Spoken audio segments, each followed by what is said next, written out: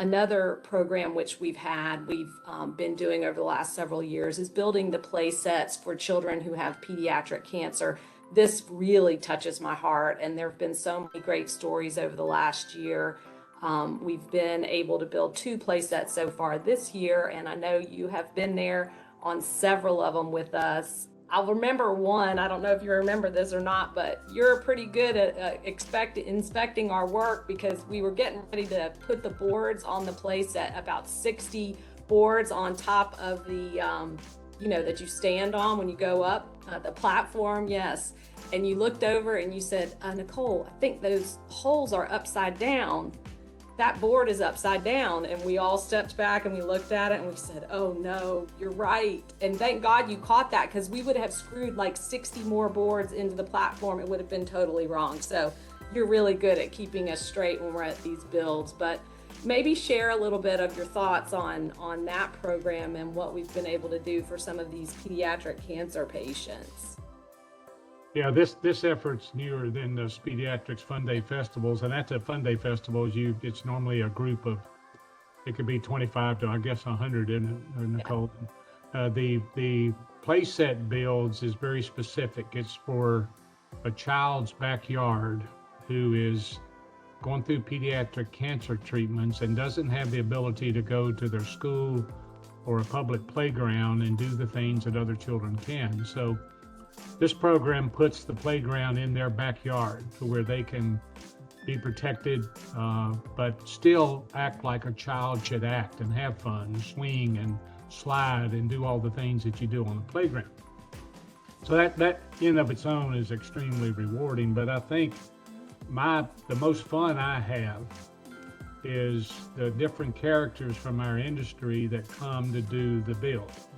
They can be drivers, they're TV personalities from Fox or NBC, they're car owners, they're crew members, they're NASCAR employees from different areas where we have, whether it's downtown Charlotte or it's R&D Center in Concord, Daytona Beach, Florida. But we all get out there for a single purpose. And this play set is laid there in a lot of confusing parts and pieces, like putting a puzzle together. So it's fun to watch a crew chief who has the ability to fix a car during a 14-second pit stop and make it go a little bit better. I can't figure out what end of a board to put up, and we laugh at each other. Each one of us are the brunt of jokes, but as it all comes together, there's a great reward of us all figuring it out.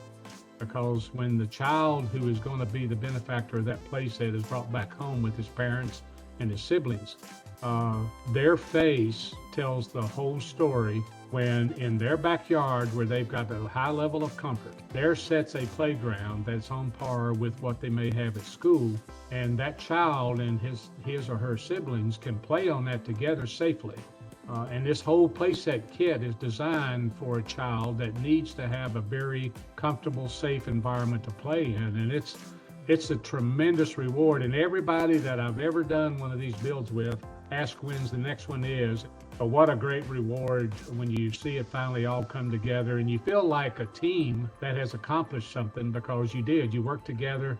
And not everybody agrees on what happens, and very few of the smartest mechanics in our garage will ever read instructions. They'll never admit that they need to read instructions. But when it all comes together and you sit back and you're proud and you got your arm on each other's shoulder and say, by golly, we did it.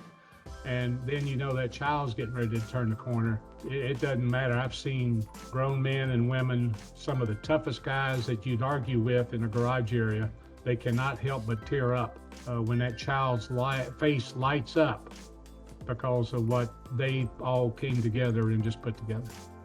That's true. I'm first one to raise my hand to say it's really hard to choke back the emotion when you see the child's face. And the parents, they'll text me a day or two later. I had one mom that texted me, it was like 8 or 9 o'clock at night, and she's like, the kids are still outside playing. We can't say thank you enough. So, obviously we don't do any of this alone. We don't do any of this without our wonderful volunteers and supporters and fans and folks that give of their time and their treasure to help us along the way. So we're forever grateful for that.